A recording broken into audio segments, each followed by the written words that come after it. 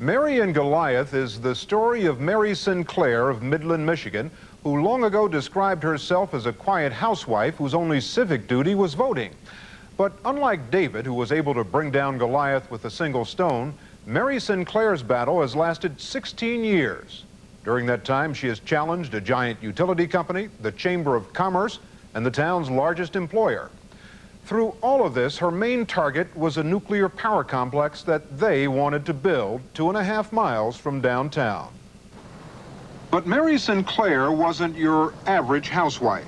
She knew a lot about nuclear power because in the 50s in Washington, she had worked at the Library of Congress on classified Atomic Energy Commission information and was privy to the debates scientists were having about nuclear plant designs, radiation levels, and emergency systems to be used in the event of an accident. In the 60s, concerned about the Midland plants that were to be built 5 miles from her home, she plowed through technical journals and government documents, and when she had questions, she called the scientists she knew at the Atomic Energy Commission for answers. Somebody had to make a commitment to make sure that people understood this issue. Today, at 66, Mary Sinclair is as determined as when she made that commitment in 1968. Back then, she fit nicely into her community, just as 3 generations of Sinclairs had before her. There was no friction. She raised 5 children. Her husband, Bill, was a lawyer in town and had been the chairman of the local Republican Party. But some have accused her of undermining the future of a company that literally built the town. If ever there was a company town, it's Midland, Michigan, a community of some 37,000 people. Right down here at the end of Main Street sits the world headquarters of the Dow Chemical Company, Midland's largest employer. People in this town will tell you that the giant chemical company, with its thousands of scientists and well-paid technicians, has been good for the town. Back in 1967, looking to the future, Dow was concerned about low-cost energy. Consumers Power Company, the 10th largest utility in this country, proposed to build a nuclear power plant just across the river. Dow signed a contract with Consumers agreeing to purchase all of the power produced by one of the 2 nuclear reactors. For Midland, that meant construction and service jobs during the years the plant was being built, and for Dow, with cheap energy, continued growth and job security for its scientists and technicians. Not surprisingly, most of the people in Midland were for those plants. Mary Sinclair was an exception. The first thing that I did was to write a letter to the editor. And it was after that, after even the first letter, that I experienced this terrific hostility in the community, which shocked me. I was really startled at this kind of reaction over something that I thought would become just a kind of a normal part of a community discussion. You said there was hostility? The first way that I noticed it was that people that always had spoken to me in the town, and when I went shopping, all of a sudden they turned the other way and they weren't speaking anymore. And I had supported the symphony for about 20 years, and I went to the symphony, and people I'd known there for years, I couldn't chat with them anymore. And so, in a way, I just decided it wasn't any fun anymore. So I quit going. You say you couldn't chat with them. What would happen when you would say Well, they'd just look the other way or walk the other way. And, you know, you get the message. She was a very unpopular lady. Stuart Brookstein is a pharmacist in Midland who has known the Sinclair family for years. He says her letters to the editor became a hot topic in town. She was going against the tide because she didn't feel a safe plant was being built, and as I recall, she felt the plant was being built too close to a population center. Did people ever say, maybe we should look at her concerns to see that a safe plant is built? Very few. She attempted to get a discussion going in town by sending packets of her research around to scientists who worked in Midland. But I got very little response from those scientists, and only about 2 or 3 called me, and a couple of them anonymously, and said, we know you're right, or I know you're right, but if we should discuss it or I should discuss it, it would mean my job. And I thought that was very unfortunate. But from that group, somebody gave Dorothy Dow who is the eldest daughter of Herbert Dow, who founded the Dow Chemical Company, the packet of research that I had put together. And so one day she just came to my door and she said, I think that you've done an excellent job of researching what the current problems are with nuclear power. And I share those views. With the unlikely financial backing of Dorothy Dow and the help of a few local scientists who then came forward, she put together a small booklet that detailed the unresolved problems with nuclear power. 12,000 copies were distributed.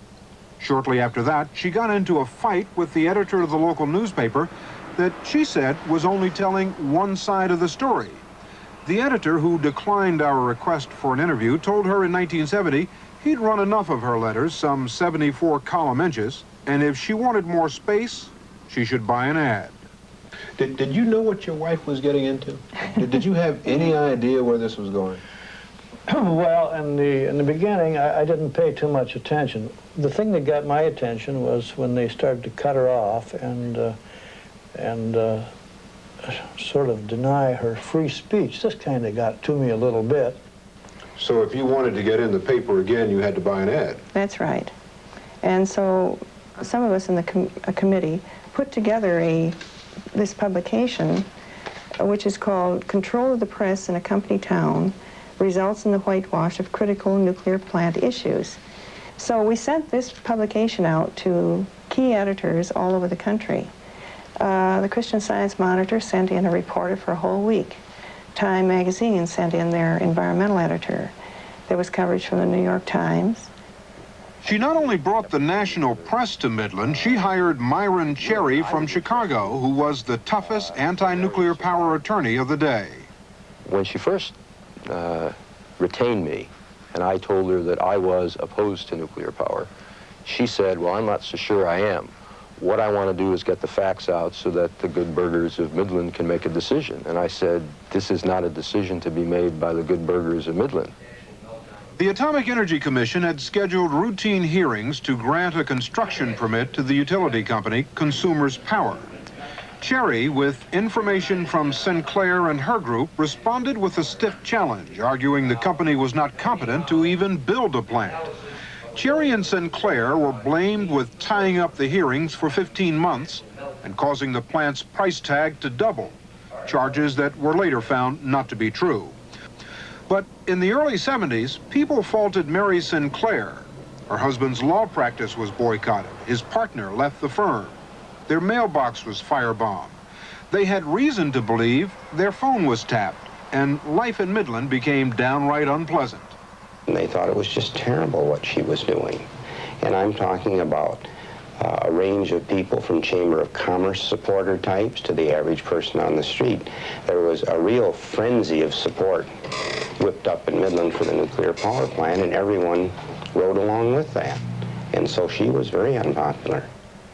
Bill Welch runs the Chamber of Commerce. We didn't see any difficulty with having Mrs. Sinclair having her day in court, so to speak, being able to represent her point of view. What we did, however, think was that we wanted, very clearly understood, the fact that the great majority of the people in Midland did support that project. To shore up local support, some members of the Chamber of Commerce had set up the Midland Nuclear Power Committee. Their plan was to boost the plant by educating people about nuclear power. They held meetings around town and printed bumper stickers and bought space in the local newspaper. In 1971, Realtor Dick Miller was among those who organized the We Want Nuclear Power Now rally. It was a festive occasion. We essentially attempted to have it on a high note, you know, with lots of activity, like a fair, like a parade.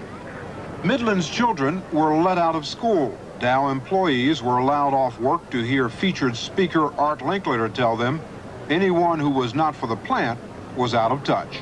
If the environmental people who are so picky about the possibility of some little thing being disturbed want to live by candle power and toast their bread over campfires, then they're welcome to it, but the rest of us have got to go on living in the manner which we're accustomed to.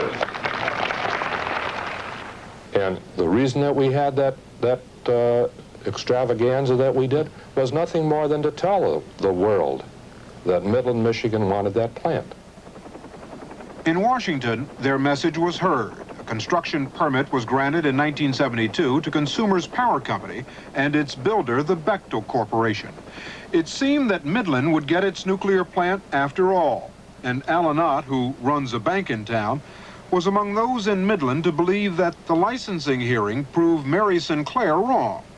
Nobody in this community wants an unsafe plant. No one's ever proposed that. Yeah. And Mary's items about safety, I think she has provided a service. But you operate within the system, and you have licensing procedures, and you have all the, supposedly all the safety checks to build a safe plant. You have to assume those things are correct. But Mary Sinclair refused to accept that. She took her case to Michigan's Attorney General, and in Washington, she testified before Congress several times.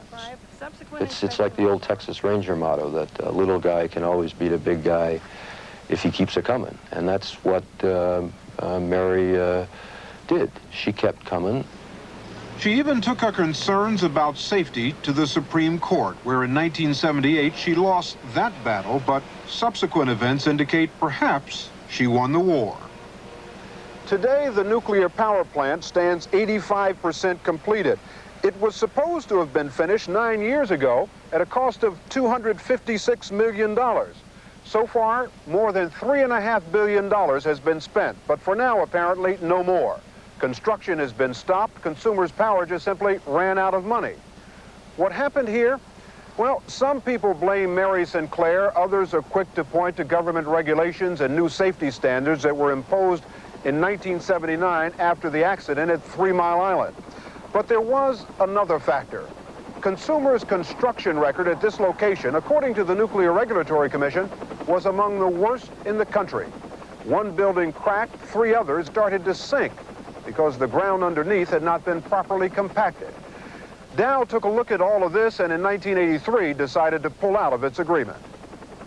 The utility company declined our request for an interview, but it still wants to finish the plant. To do that would cost another $3 billion, a bill it wants the state to allow them to pass on to the ratepayers. Midland, according to the Chamber of Commerce, still wants the plant, even though Dow is on record as saying the stoppage of the plant is the best thing for the community. What impact has she had on this town? I think she's made people think about Consumers Power and the way they have a nuclear power plant built. And now I think people are wondering if Mary Sinclair really wasn't right all along. Did you ever think when things were bad, when you couldn't go to church anymore, you felt so uncomfortable there, you couldn't go to the symphony, friends wouldn't talk to you, they'd cross over the other side of the street, you were losing business from your law practice, your partner left? Did you ever think that maybe you should move out of town? No. I didn't. No, Bill's practice was bound into this community, and that was one reason I felt it was worth hanging in there too. I was born here, and as I told you, my father, my grandfather, my great-grandfather, all buried out here. Why would I leave the community, you know? We just wanted to keep it a place that was a good place to live, because Midland is a nice community. Mary Sinclair is not the only problem Consumers Power Company is facing. Dow Chemical has sued the utility, asking for $500 million because Consumers Power didn't deliver the electric power on schedule. In the suit, Dow charges that Consumers Power covered up construction problems in falsified documents provided to the Nuclear Regulatory Commission.